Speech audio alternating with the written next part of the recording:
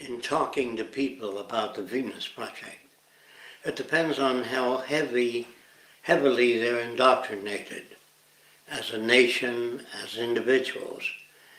Sometimes you face the same problem that Afro-Americans might face in going to a Ku Klux Klan meeting, trying to give them their side or their point of view, which would be almost impossible. Any indoctrinated nation that gets behind the government has been propagandized for a long time. Therefore, you may not be able to reach them. But there are few people you might be able to reach. And if you can reach them, you have to form a separate group, because you haven't got the time to work on people for years. Because if you still have difficulty with that, it's like a Jewish group going to a Nazi meeting, trying to share values. The Nazis have already been conditioned not to accept their values. And they've been conditioned to assign a name to them, communist, socialist, that their odds are enormous. So what I suggest is that you get people together that understand this, that are halfway there.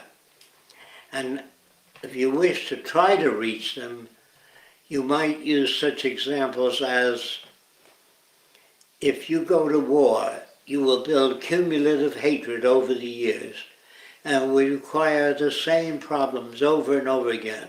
Sabotage, assassinations, over and over again. This is the history of civilization.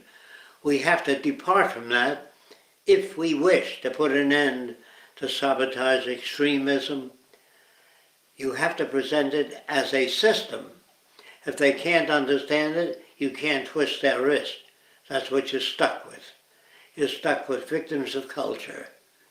And they become patriotic just as other people have in the past. And they've killed in the name of their own country.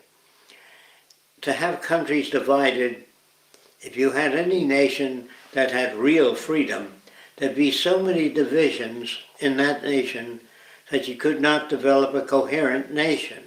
That's why they use patriotism, to get people aligned to the system and be suspicious of any other system. If you fail to make contact with people, you don't want to blame yourself. It's years of indoctrination. All you can do is attempt to reach them. Here's the basis for reaching them. If you continue along the same lines, you will develop, which I mentioned just before, hatred over the years. If not immediately, they'll remember you killed their parents and their brothers and sisters. So years later, when they're in a position, if they are, they will create more problems. If you wish to put an end to problems, this is the approach you use. If you don't want war, poverty, hunger, you cannot accomplish that in a monetary system because there's gain. And patents deprive other people of ideas. When all people are provided for, when all nations have access to the same resources or limited resources, we count upon technology. They've always solved every problem they set out to do, which is unfortunate. They made atom bombs. But that was the assignment they were given. The assignment technicians were given to make a motor vehicle, and they did. The assignment technicians were given to get to the moon. They accomplished it. They have never been given the assignment of eradicating war, poverty, hunger. They've never been given that assignment. If you can present that to technicians first, and if the technicians accept that idea of sharing resources and that all people need the same thing, clean air, food, a relevant education, if you can't get that across the technicians, then unfortunately, you'll have to face the consequences. Now, if people beat each other to a pulp so that their lands are contaminated, they can't live, you can't do anything about that. That's the nature of years of indoctrination. The notion that you can reach anybody, yes, if you have the time and the money for films and the constant seminars about human behavior and taking away nationalism, religion. You have to take all those things away. If you can't take them away, then some people become God's chosen people, or the master race. And everybody likes to be part of the master race. Everybody likes to be God's chosen people. The Catholics, the Lutherans, the Seventh-day Adventists, all of these people really believe in their system. Besides, they're not so broad in scope and well-read as to handle the introduction of new ideas. So you have to take that into consideration. Whom are you talking to? Do they understand the words you use? If you use examples, they'll say, well, you're an idealist. The world has always had war. There'll always be war, and that we've got to defend ourselves. Or we as Polacks have been invaded. We as Jews have been invaded. The Africans have been exploited. The Africans can't approach their slave masters and say, look, why don't you treat us as human beings? We're people just like you. We love our kids. The slave masters would give up their economic positions of advantage if they did that. And the North could not compete with the South if they used slaves. If the North had to pay their help, they just can't compete. So there's no reason for the North to do anything else but what they do. There's no reason for the South to free the slaves, so they had to use armament, a war, to get that across. And that we can contaminate the earth so badly that people may say, well, I guess we humans are incapable of solving problems. I don't know whether these problems can be solved any more than you do. If you share the land, you're more apt to have cooperation. Otherwise, you'll have constant intrusion and constant assassinations. You have to think about that, not merely that, hey, we've been abused for years. If we don't build an army and protect ourselves, no one else will. This is a philosophy that's easy to build a big following. If you don't protect, if you're a member of the Boo-Boo tribe, and every people tend to invade your tribe, if you don't bring the Boo-Boos together and get them to hate or dislike the people that are invading their tribe, that's a constant system. In order to change things, you have to eventually overcome the doctrines of religion, because they do separate people. And if you can't do that, you might be able to do it on a minor basis. I don't know that. You have to judge that by how heavily they are indoctrinated.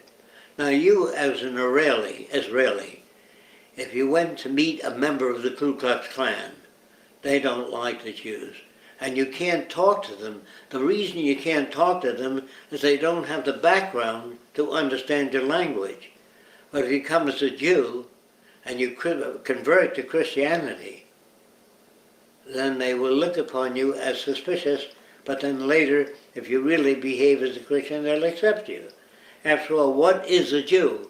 Somebody made a speech when people believed in many different gods, and they followed him. They became called Jews. Then a guy with a short beard, a rabbi, I believe, named Christ, or Jesus Christ is what they called him, as possibly based on some Christianer from India that taught them some concepts of God. If they followed him, they were called Jews. Follow another person, they're called Christians. Another guy makes a speech, they become Mohammedans.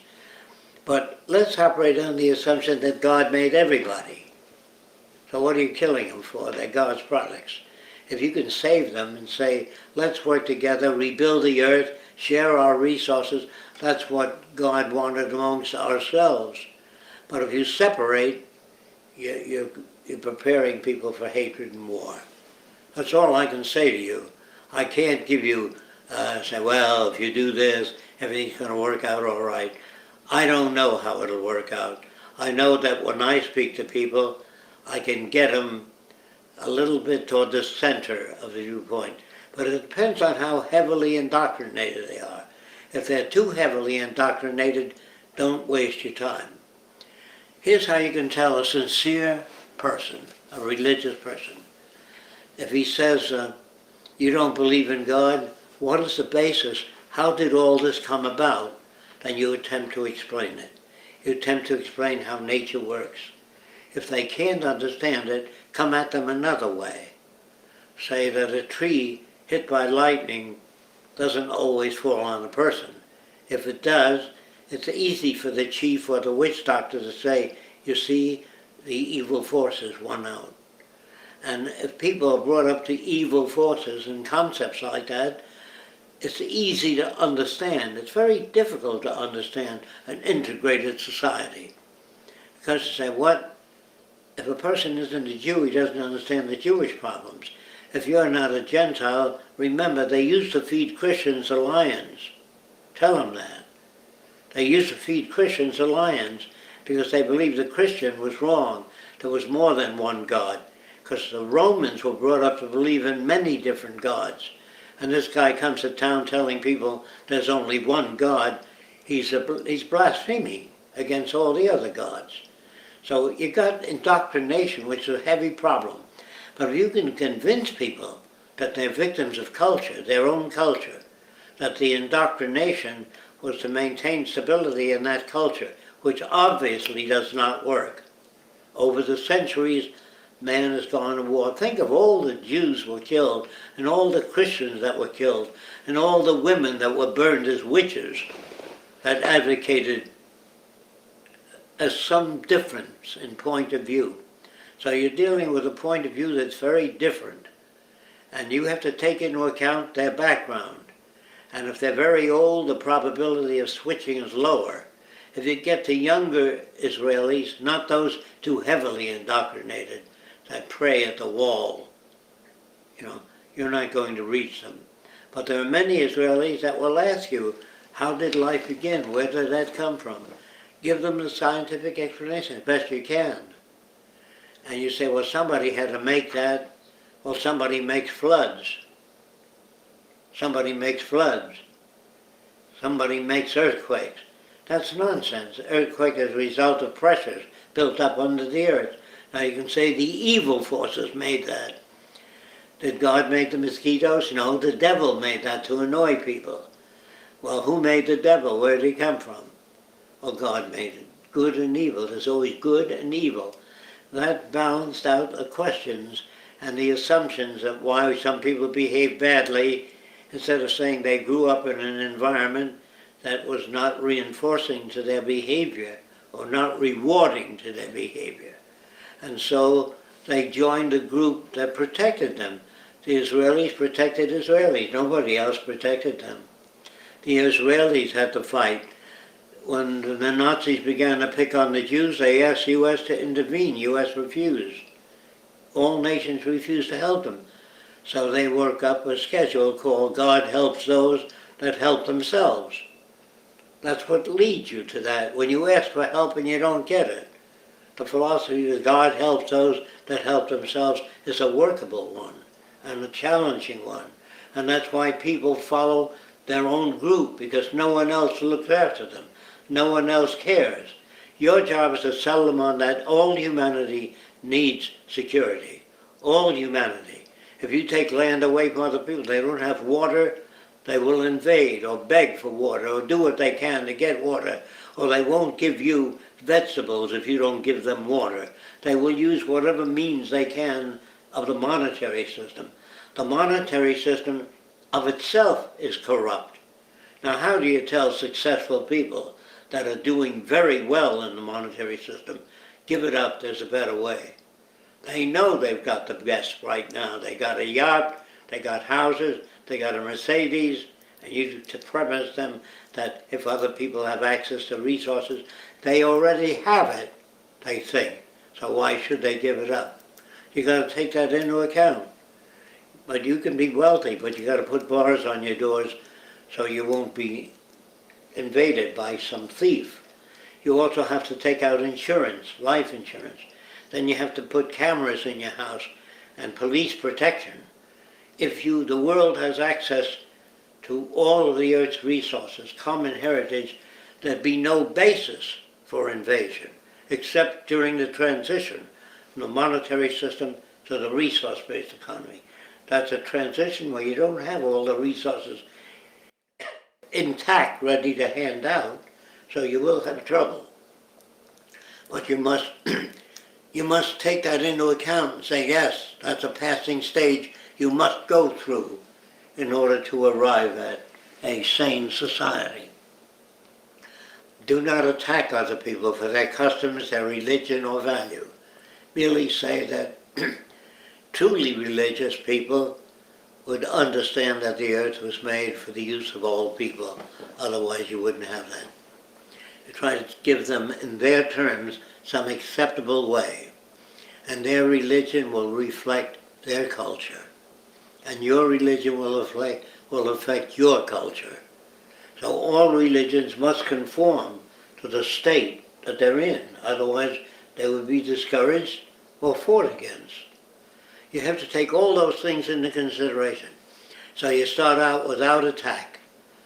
The only thing you attack is the destruction of the environment, which every living form depends on.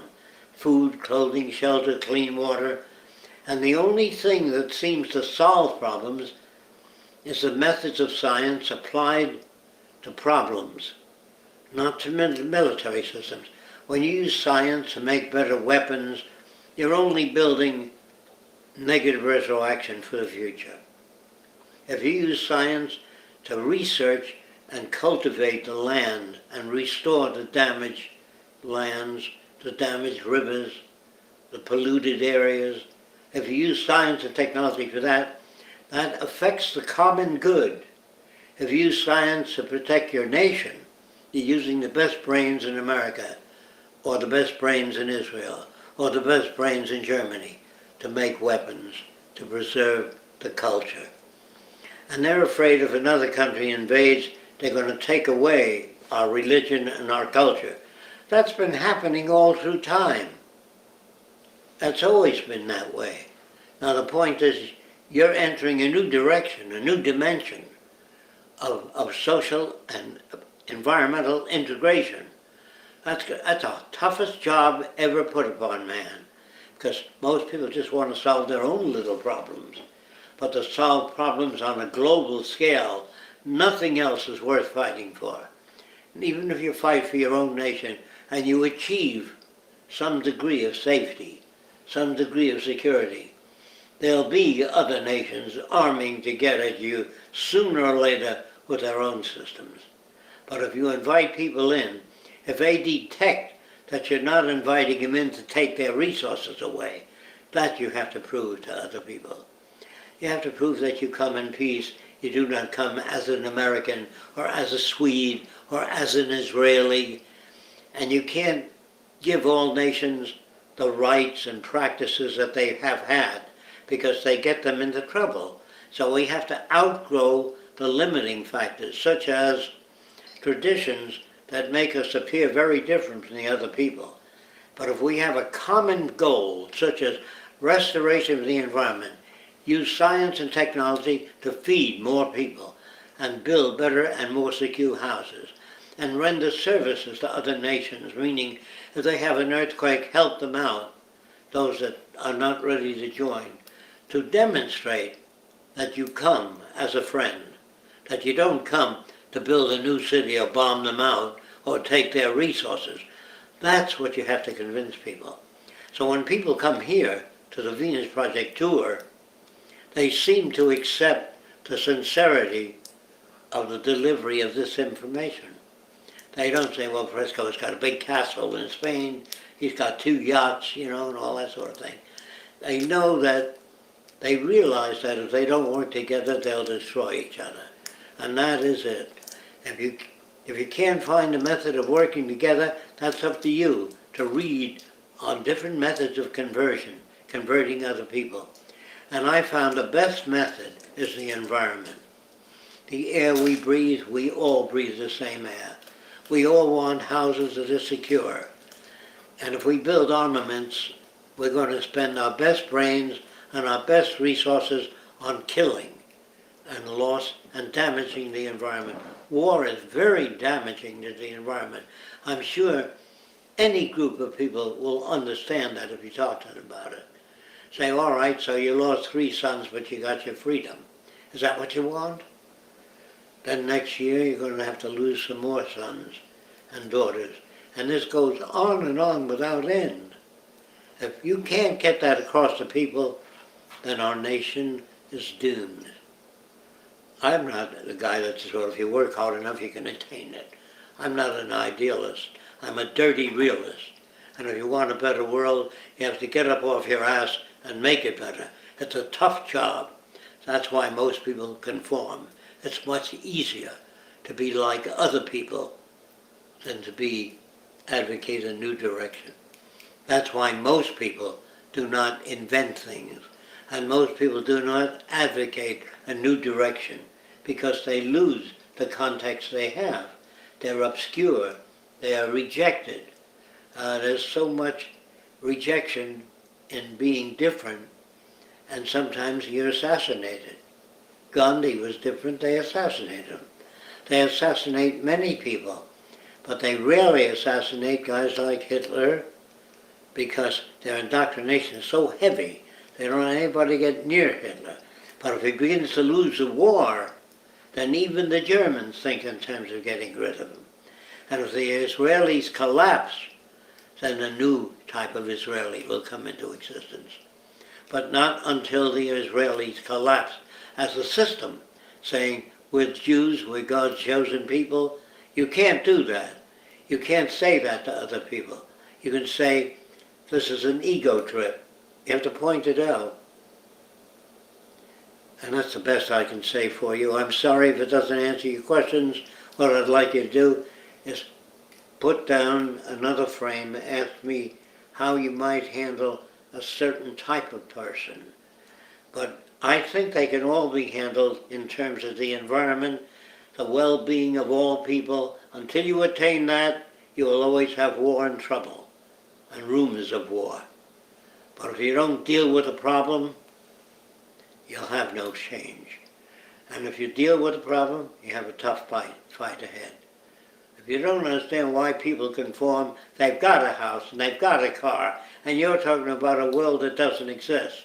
And it's never been that way. There never has been a stable society in the history of civilization. That's why they're suspect of what you're talking about. So realize all those things and then decide what you want to do. Do you want to conform or do you want to take on the job? I take on the job because I see no sense in conforming to the American way of life or the Swedish way of life or the French way of life. I see no sense in it. I see utter collapse and war as a continuous process. That's why I do not align myself with any particular nation. I'm a citizen of the world. I love nature and the earth, and I believe I'd like to take care of the rivers, the oceans, for the good of all people, and myself. Otherwise, if I have children, they'll be bombed out. I have no security in this type of me for myself world. And that's where most nations have gotten real tight about, to keep our nation free. And that's something you have to take on. Either you take on or conform. Now, what do you care about women's rights if you're a male? You're earning a living, and you know women don't understand technical things anyway, because they're brought up not to. But when women become able and more able to handle a broader range of things, rather than become ornaments in the world that men display, you have to take on that problem. You have to bring it up continuously. Then you have to show women that operate racing cars, women that operate airplanes. You have to show men that women can do things if given the opportunity to do so. That took many, many years. Nobody met a male group and talked to them and said, that's right, let's employ women and give them the same wage scale men get. There's no advantage to that. Do you understand? You can't abuse women. That's why men open the door, because they're a little stronger. That's why men pay for things, because they earn more. When very few women say, I'd like to have dinner with you, Joel, I'm taking you to dinner, or I'm buying you a car for Christmas. Now, very few women are in that economic position to do that. And as long as we keep them there, we have an advantage over women. If you don't keep them there, they will become more difficult to deal with. The more women know, the more difficult to deal with. Do you understand that? If women just cook for you and take care of the baby, you tell them what to do and they do it. In the Bible it says, obey your husband. Makes it much easier. Obey the boss. And they say, well, what if your country goes to war and the war is unjust? The church says that they will be responsible when they get to heaven. They will be judged. So you go to war if your country wants you to go to war. But the problem would be from the leaders. So you're not to blame. They've come up with that. I don't know if you've ever heard that view. They must come up with answers. Answers that satisfy people that are not that well informed. That's the answer. It's not the answer they want. Like, how do you go over the Klan and turn them around? You got to take a month and a half and you got to play it like a game of chess. You know, you make a move and then you make another move. You come at it until you say if your family was raised by blacks, your little boy would speak like a black man. If that's all he is, or a Frenchman. That's easy to get across. Use those examples. If I took a Jewish boy and raised him in a Nazi culture, and he never saw anything else, he'd be a Nazi. If I raised a Jewish boy in Germany under Hitler, he'd be that way. If I raised him in Australia, he'd speak like an Australian. You must understand that, and if you can't understand that, talk to Jews that were born in Australia. Talk to Jews that were born in Germany. Talk to Jews that were born in France. They speak just like a Frenchman and behave just like a Frenchman. The only difference they say is I'm Jewish, which is a small part of their French upbringing. They're still patriotic Frenchmen. Do you understand that? Okay. That's all I can do for you. I'd like to say, all you have to do is this, and they turn around. They don't.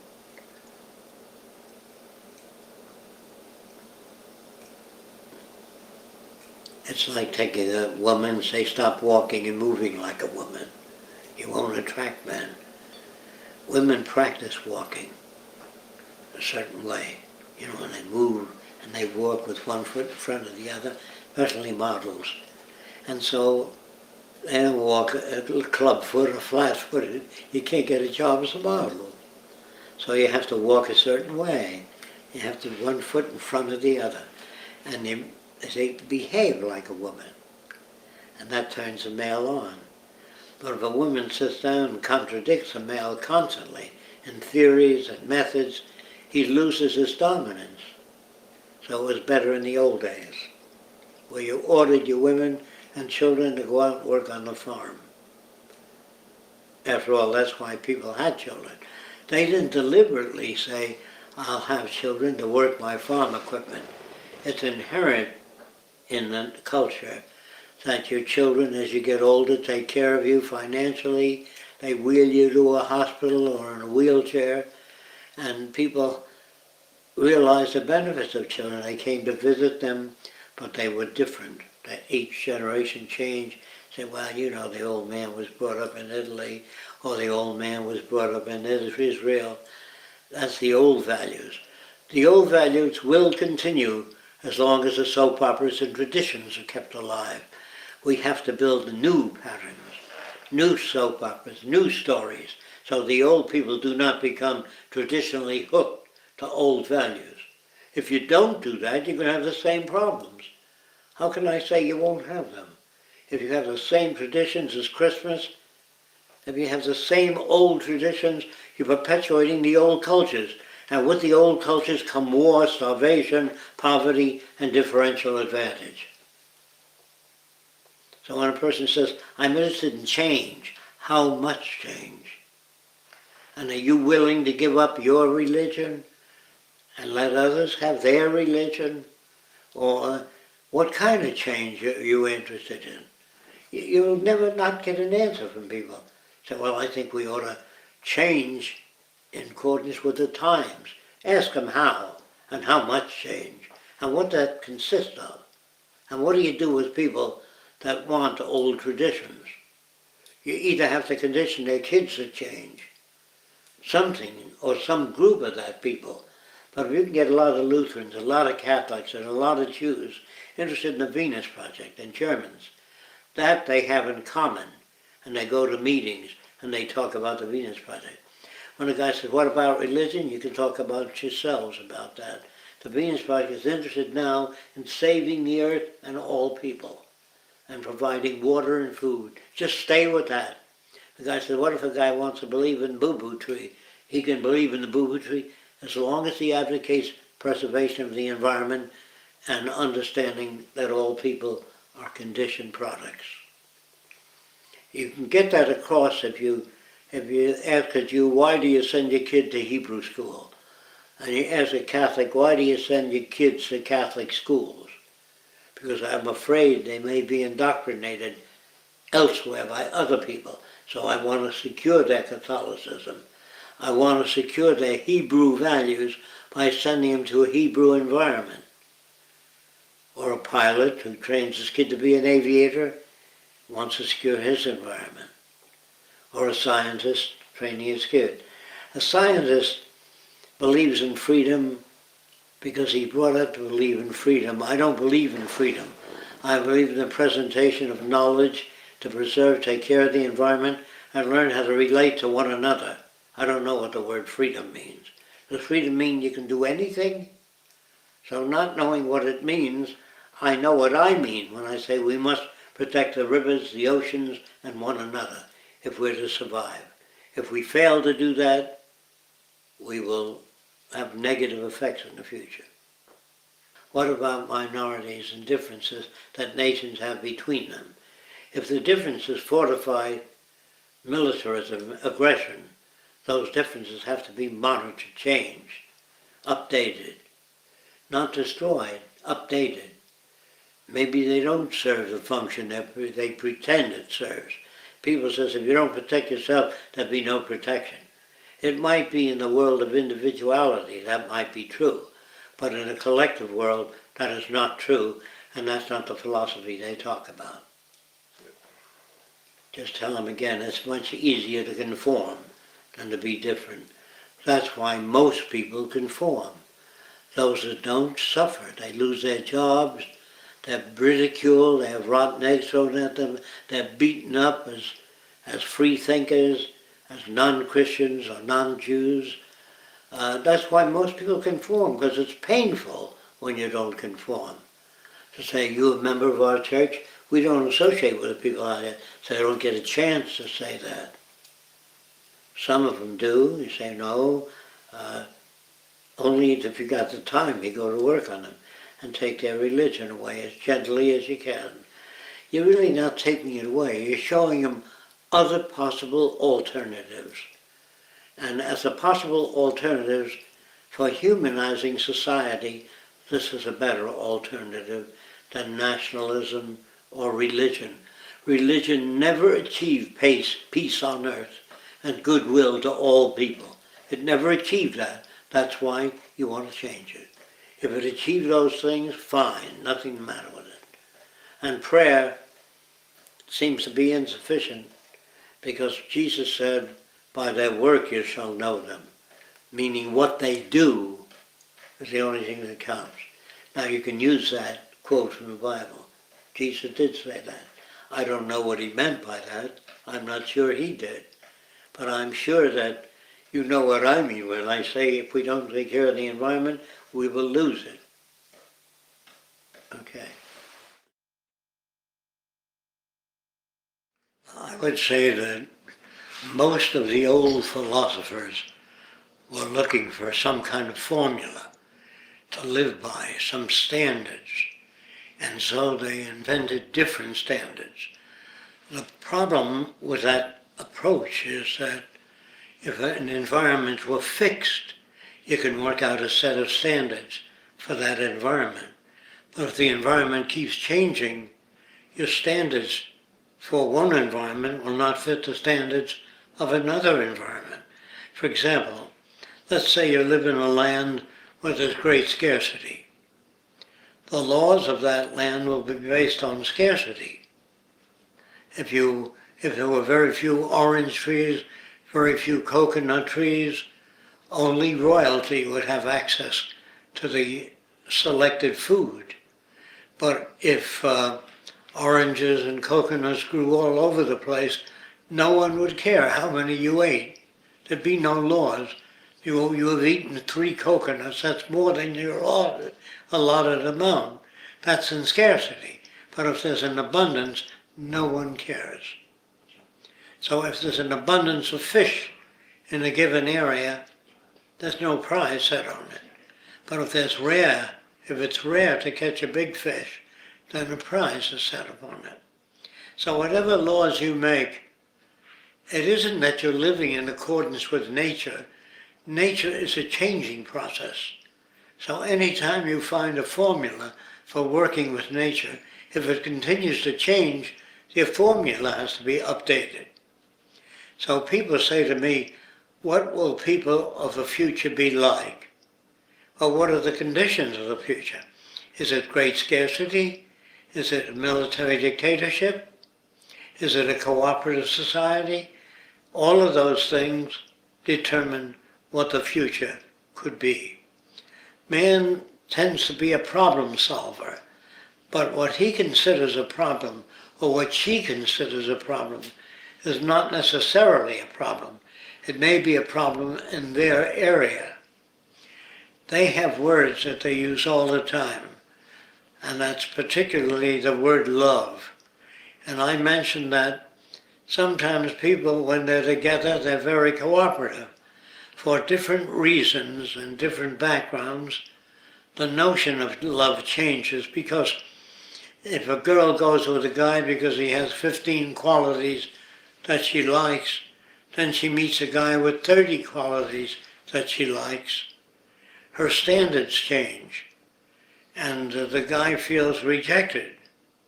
Or the girl may feel rejected if the guy meets a girl with different standards.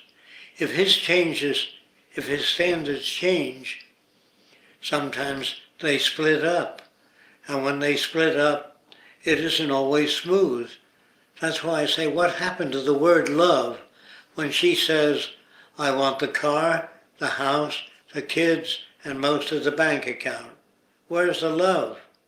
What happened to love? Well, if there's lots of stuff around, lots of cars, lots of money, enough, if she's worth millions and he's worth millions, they may not concern themselves with I want the yacht or the car. What they pick has to do with their background and scarcity. If the earth were fixed, so many trees in a given area, so many houses, the standards would remain relatively uniform. If conditions vary, the standards vary. A lawyer can't practice law in an abundant world where everybody has access to whatever they want. You couldn't practice law, but there would be problems unique to those conditions, and people would say that's good and that's bad. There's no good, there's no bad. They're just different problems that are unique to different social standards. So whenever you design anything, a building or a social complex or a cooperative society, cooperative means usually there's scarcity and people tend to share the scarcity. They're called cooperative or good people. If there's an abundance, the term cooperative has no meaning at all. People don't need to cooperate. If there's charitable organizations, it means there's scarcity in the world. If there's an abundance of resources and access to those resources, there's no need for charitable organizations. In fact, a charitable person would be very rare to meet a person that others consider charitable, unless they have a product that's rare, that they made, like a computer or a laptop. So what is a good person or a bad person? There's no such thing. There's behavioral variations depending on what is available. If a person were to sit down and design the ideal society in their heads, That would be a society based upon where they're coming from, not necessarily an appropriate design. If you come from an abundant society and you then move to a scarcity society, you will have to make some kind of adjustments. And the reverse is true. If you come from a scarce society or an abundant society, you have to make adjustments.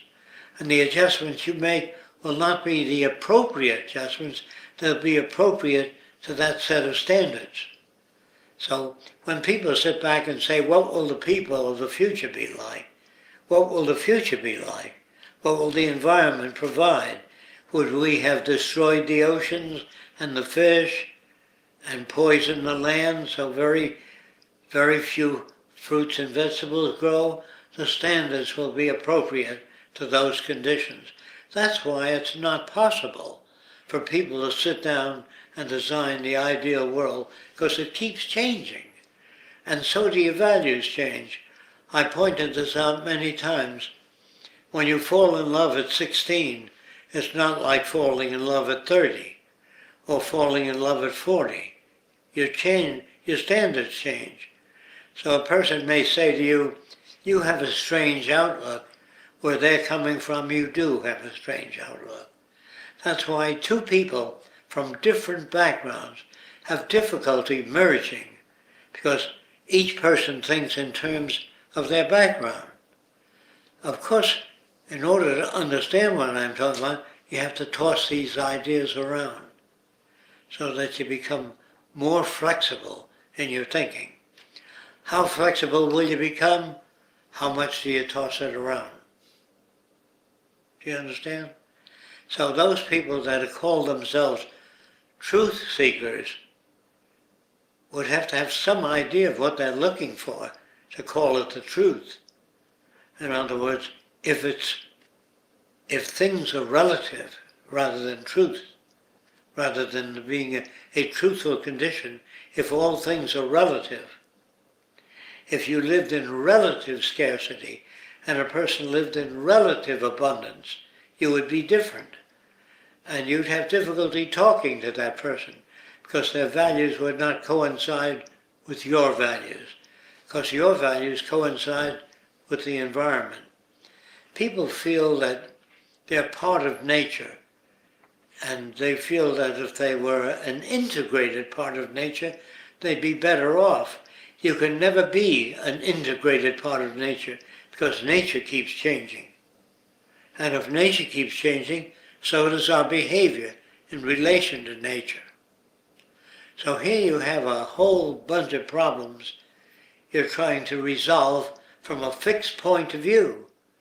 If you tell a person or describe to a person an environment that's very different than the one you live in order to live in that environment, your behavior would have to be appropriate to the conditions of that environment.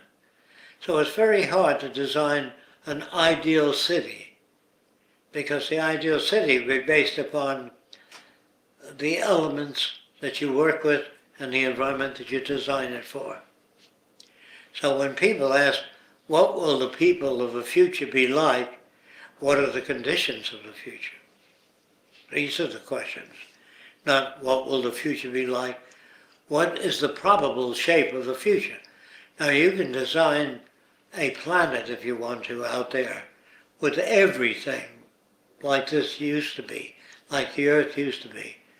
Lots of food growing, lots of places, in other words, if you caught one dinosaur, you can feed people for a long time.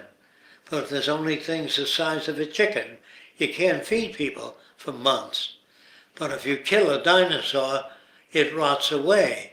So you have to figure out a way of preserving that meat. And if you kill a dinosaur and you use salt or other preservatives, you can feed people for a month or two.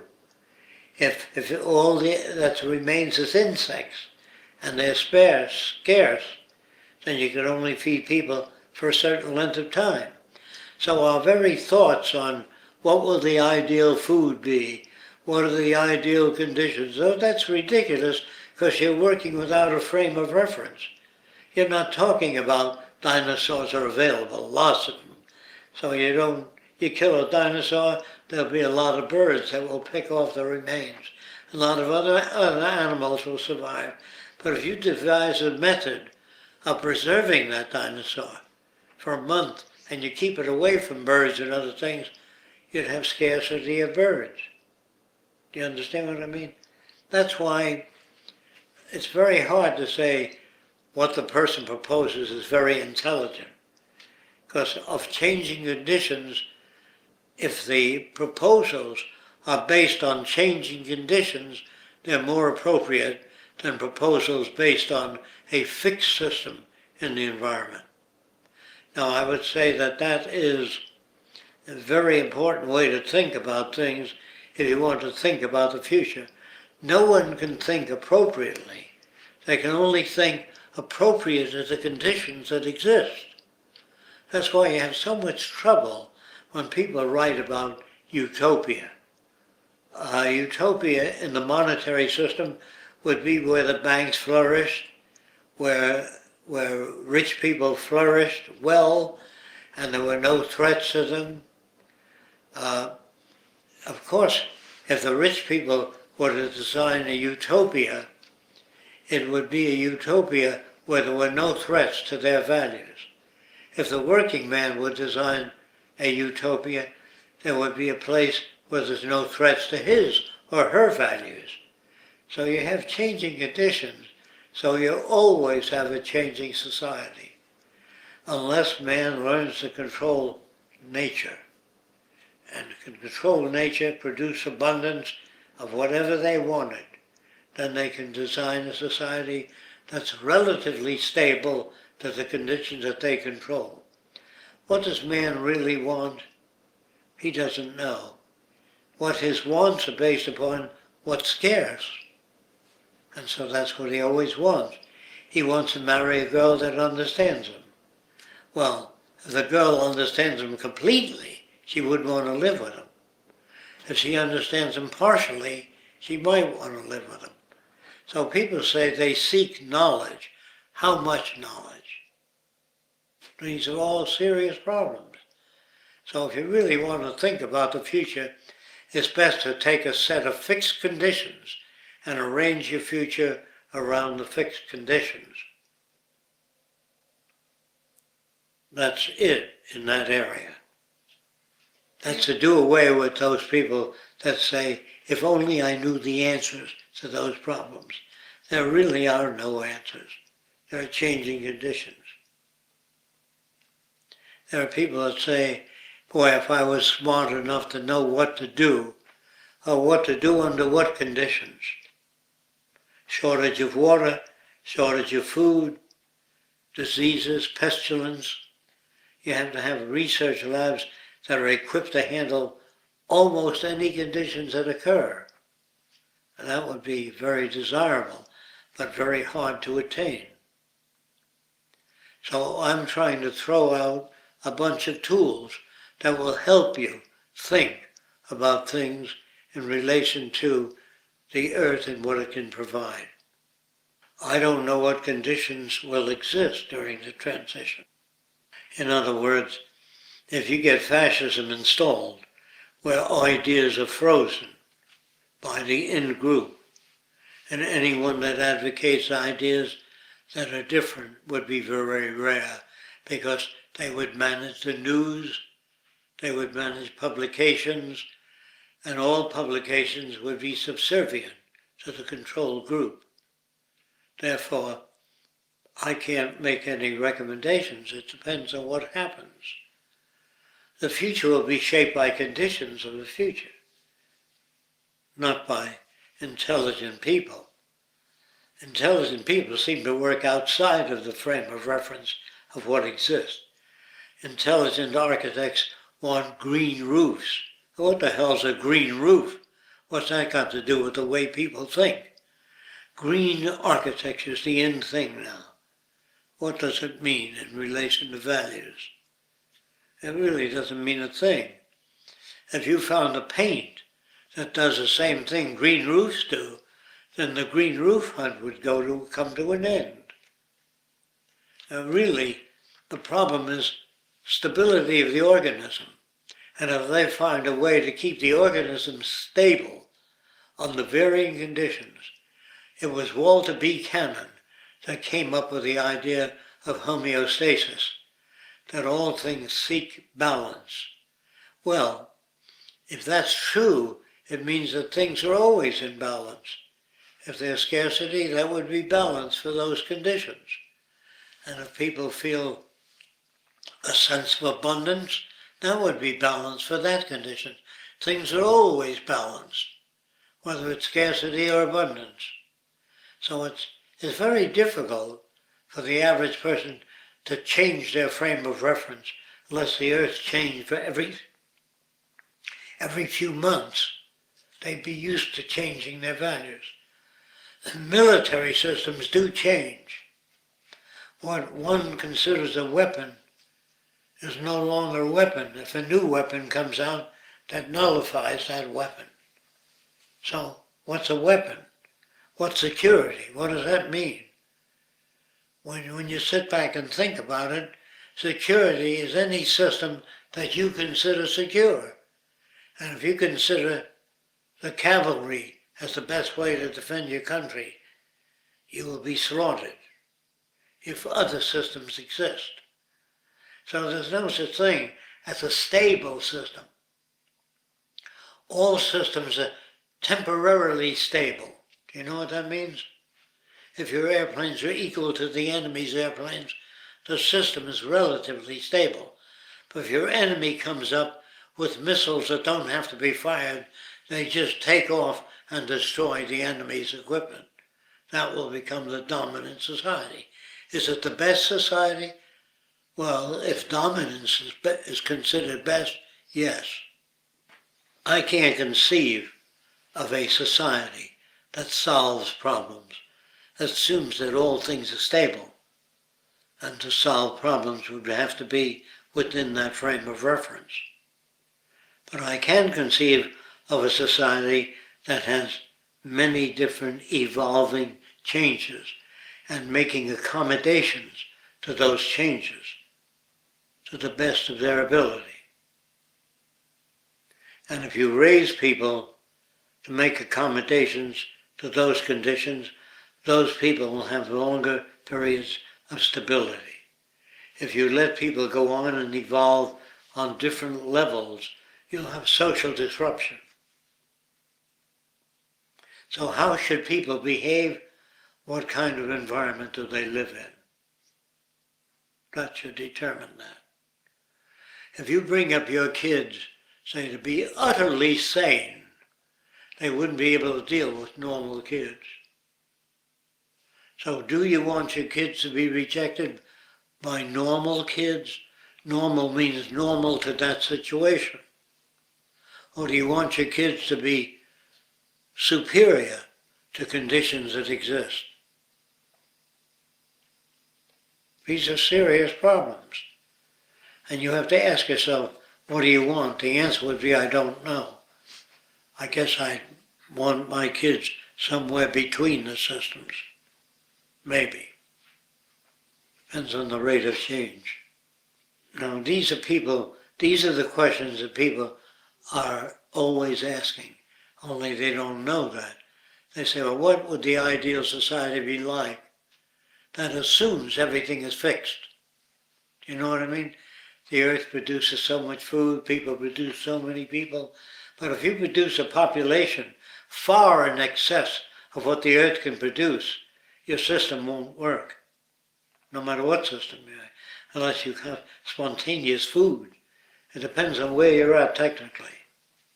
I guess I'll leave that alone for people to ponder. They'll have a lot to ponder there. There's a lot of people that are in search of dynamic equilibrium, that things change but maintain some kind of equilibrium. They only maintain equilibrium because man intervenes. If there's too many hurricanes, he puts his attention on hurricanes. If there's disease, he puts his attention on disease. If he puts lots of attention on disease, and new changes in the weather occur, or the Earth tilts on its axis, there's a whole bunch of new problems. All the labs have to be changed in accordance to the new problems. Or if the sun has explosions and there's more ultraviolet radiation and threats from radiant energy from the sun, we'd have to wear and live in different kinds of houses to avoid penetration of deadly rays. If we get involved in nuclear war, if the people want to survive, they have to alter their conditions. They can't live the same way. So when you ask the question, what's the right way to do things, there are many different answers.